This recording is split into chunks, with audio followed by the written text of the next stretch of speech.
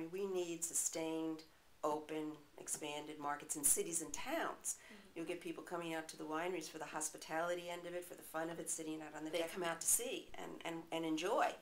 And they may buy wine, they may not. They may call about 2 months later and say, you know, I live outside of Binghamton. Where can I buy your wine? I really enjoyed your wine. Or I bought a bottle and want to get more. I'm sorry, you got to drive an hour all the way up here because we no longer distribute down there.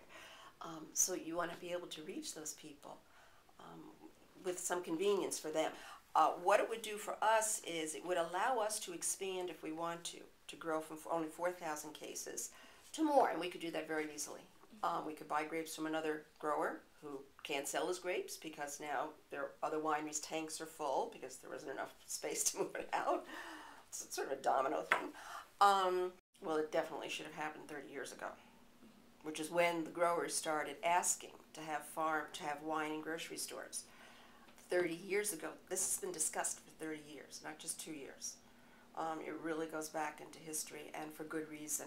The grape growers knew that they needed open, sustained markets for their product through wineries. And I think it was thrown out with just wine would go into grocery stores, period.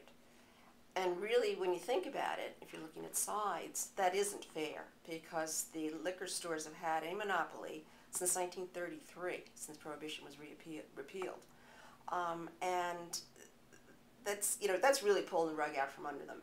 So they came back this year. Senator Kruger in Manhattan and Assemblyman Morelli out of Arundepoit jointly put together a legislative bill, the Morelli-Kruger bill, which would then give liquor stores trade-offs. They would be able to sell cheeses, they would be able to sell mixers, they'd be able to sell other allied alcohol products as they do in other states. So I think it failed for 2 reasons. The main reason was this one, the money. And the secondary reason was it was just a real rip, a rip out of the liquor stores. But if sales go into wine sales go into grocery stores, liquor stores are still going to be the sole purveyors of spirits and brandy. They are afraid that once wine goes, so is going to go liquor. Well, I think it's going to be a long time before liquor goes. To me, it also makes sense for Northside to say, watch out for the stone, that they're going to go out of business because they're afraid. They are going to have to change their business plan. Like Americana put in cheese coolers, they might have to put in cheese coolers. So, if it's better overall, what's the matter that you don't want to make some changes? You'd rather just, spread misinformation to scare the public that, more 18-year-olds are going to be picking up a bottle of Chardonnay. The governor seems hell-bent on getting this proposal pushed through, and he's offered a number of compromises, okay, that are supposed to, benefit New York State liquor stores. Well, these compromises just don't cut it. Now you've got these massive grocery stores, big box grocery stores, pushing this proposal hard, and they just want the money. It's a money grab, period. For one thing, most of the profit generated in liquor stores is from wine. I think you'll find that most liquor stores are about 2/3 wine, 1/3 liquor in terms of the volume they do. And wine is a higher profit item than liquor. So, according to a study by Cornell University, a study conducted by Assistant Professor Brad Rickard in the Department of Applied Economics and Management, he says that liquor stores could lose up to 32% of their wine sales if wine goes in the grocery stores. That's a business killer. If that were to happen, we're within walking distance of Wegmans, walking distance of Tops. We've got Walmart across the street, okay? We're sitting ducks here. The grocery stores are looking to make a profit. They're not going to make a profit with items stacked that don't sell, okay? And that's where the wineries are wrong. They're not getting that principle. You could get a lesson in what'll go down if you watch what happens out on this floor in this store day to day. People who are big customers of of the big brand wines, that's where they go. That's what they buy. They walk, our Finger Lakes racks are right up front. They walk right past them, right back to this Magnum section where you've got Yellowtail, where you've got Delicato, where you've got Mondavi, all these things, you know, and these are the wines that are just going to wipe these small wineries out. For the small winery, this is a bad, bad move. Yeah.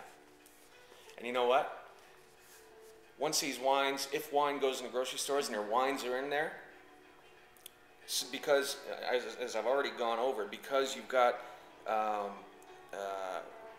liquor stores closing, okay, they're going to find out they're not selling what they want to sell in grocery stores, and they don't have the liquor store outlets anymore to fall back on. Very, very, very sad. They just don't get zero-sum game. And I love these. I've supported these wineries for years, and we carry over 600 Finger Lakes wines. I don't think that's going to happen in a grocery store. More outlets, more sales, initially. But like I said, zero-sum game will manifest itself, and that bubble, that pie of sales is going to go right back down to where it was once the dust settles. And a lot of those bottles are going to be collecting dust. If grocery stores have everything to gain and nothing to lose, and liquor stores have everything to lose and nothing to gain by this, even a child can understand the unfairness of that. And the wineries that have been sort of sucked into this whole mentality of getting their wine in the grocery stores, more outlets, more sales, they're just hurting themselves in the long run. Thousands of customers that are absolutely against this idea of putting wine in grocery stores.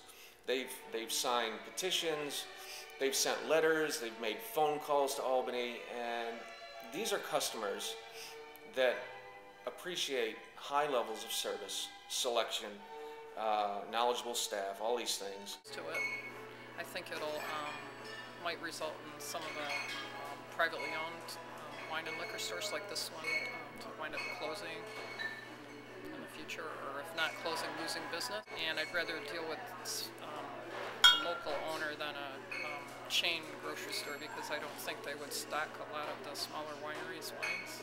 We're all in this together. We're in it with the wineries, you know, and it's just sad to me that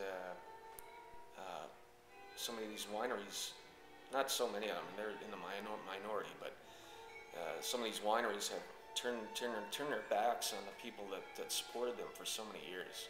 Very, very unfortunate.